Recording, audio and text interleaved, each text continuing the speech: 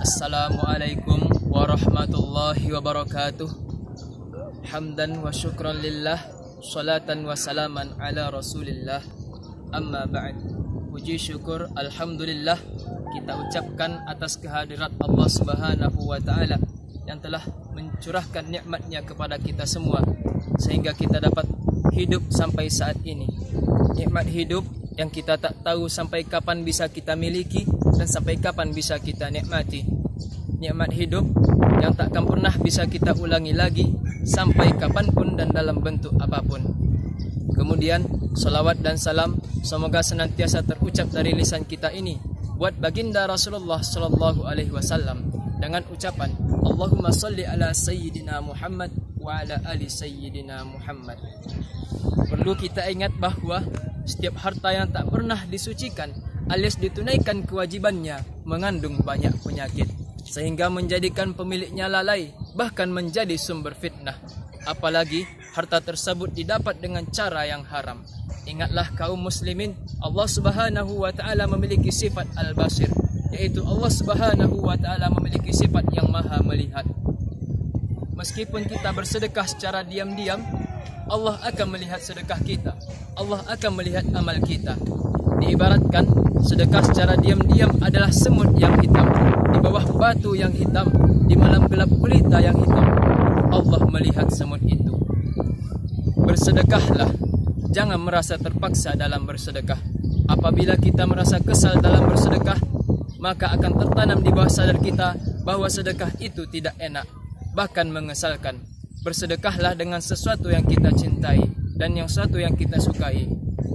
Allah Subhanahu wa taala berfirman di dalam salah satu ayat Al-Qur'an, "La tanalul birra", kamu tak akan memperoleh kebaikan, kamu tak akan mencapai suatu kebaikan hatta tunfiqu mimma tuhibbun, hingga kamu menginfakkan sebagian dari apa yang kamu sukai. Wa ma tunfiqu min syai'in fa innallaha bihi alim. Dan apa-apa yang kamu infakkan, sesungguhnya Allah mengetahui tentang hal itu. Diceritakan dalam sebuah hadis yang diriwayatkan oleh Imam Ahmad dan Tirmizi bahwa ketika Allah Subhanahu wa taala menciptakan bumi dalam keadaan bergoncang dengan tidak stabil, kemudian Allah Subhanahu wa taala menciptakan gunung sehingga gunung memberikan manfaat kepada bumi sehingga bumi menjadi tenang. Kemudian para malaikat terheran-heran dengan penciptaan gunung tersebut. Lalu para malaikat bertanya kepada Allah Subhanahu wa taala, "Ya Rabbi, adakah dalam ciptaanmu yang lebih hebat daripada gunung?" Allah Subhanahu wa taala menjawab, "Ada, yaitu besi." Kemudian para malaikat lagi bertanya lagi kepada Allah Subhanahu wa taala, "Ya Rabbi, adakah dalam ciptaanmu yang lebih hebat daripada besi?" Allah Subhanahu wa taala kembali menjawab, "Ada, yaitu api." Kemudian malaikat bertanya lagi kepada Allah Subhanahu wa taala, "Ya Rabbi, adakah dalam ciptaanmu yang lebih hebat, yang lebih dahsyat daripada api?"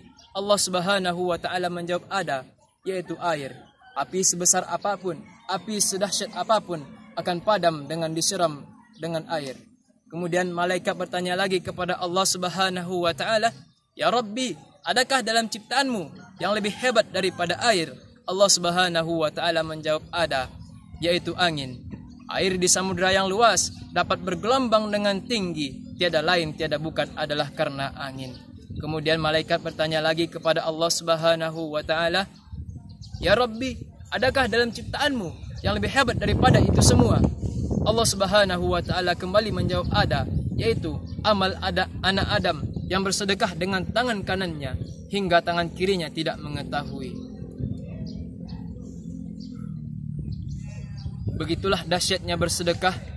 Yang sebenarnya hebat, yang sebenarnya kuat adalah orang yang bersedekah dan mampu menguasai dirinya, sehingga sedekah yang dilakukan bersih, tulus dan ikhlas tanpa ada unsur riya. Masalul ladzina yunfikuna amwalahum fi sabilillah. Perumpamaan bagi orang yang bersedekah di jalan Allah, menginfakkan hartanya di jalan Allah untuk mencapai keridhaan Allah Subhanahu wa taala, kamasali habbah, bagaikan sebuah biji, bagaikan sebuah benih, ambatat sab'a sanabil, yang menumbuhkan 7 buah tangkai, yang menumbuhkan 7 buah tumbuhan, fi kulli sumbulatin mi'atu habbah, dalam setiap tangkai, dalam setiap tumbuhan menumbuhkan 100 biji, menumbuhkan 100 benih. Wallahu yudha'ifu liman yasha, wallahu wasi'un alim. dan Allah melipat gandakan bagi siapa yang Ia kehendaki, dan Allah Maha luas pengetahuannya lagi Maha mengetahui.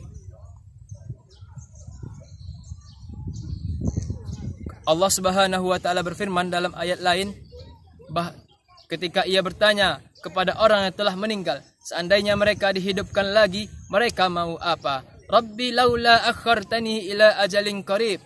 Ya Rabbi, ya Tuhan kami, jikalah Engkau sudi menghidupkan kami lagi, menunda kematianku, memberikan waktu aku sedikit saja, sebentar saja, tak usah lama-lama. Untuk apa? Fa'as-saddaqah, niscaya aku akan bersedekah. Lalu ayat ini dikaji oleh ulama, mengapa orang mati ini tidak meminta untuk haji? Mengapa orang mati ini tidak meminta untuk salat? Mengapa orang mati ini tidak meminta selain daripada sedekah? Kita ingat sebuah hadis dari Rasulullah sallallahu alaihi wasallam, al-hajjul mabrur laisa lahu jazaa'un illal jannah. Haji yang mabrur itu tak ada balasan yang pantas baginya selain daripada syurga. Balasan dari pahala haji sangatlah lama, yaitu syurga. Menunggu kematian, menunggu hari kiamat, menunggu hari kebangkitan, kemudian dihisab, kemudian ditimbang amalnya, melalui sirat, baru sampai ke dalam syurga. Prosesnya lama, berbeda dengan sedekah. Pahalanya langsung ditampakkan ketika di alam kubur. Makanya ketika orang mati itu ditanya, seandainya kau dihidupkan lagi, kau mau apa? Aku akan bersedekah. Sungguh menyesal aku tak bersedekah. Aku hanya bersedekah dulu, hanya sedikit. Seandainya aku dihidupkan lagi, aku akan bersedekah sebanyak-banyaknya. Itu adalah penyesalan bagi orang yang pernah bersedekah semasa hidupnya. Dia masih kurang. Dapat kita bayangkan betapa dahsyatnya penyesalan orang yang tak pernah bersedekah, berinfak sama sekali semasa hidupnya. Tentu penyesalannya lebih hebat daripada itu semua. Hadirin sahabatku yang beriman, janganlah kita menunggu hari tua untuk bersedekah.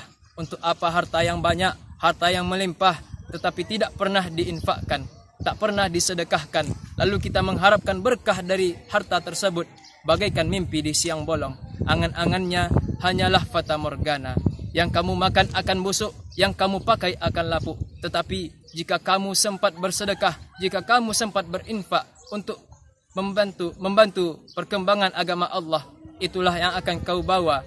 Itulah yang akan kau bawa dalam ketika menjumpai Allah Subhanahu wa taala. Billahi taufik wal hidayah. Assalamualaikum warahmatullahi wabarakatuh.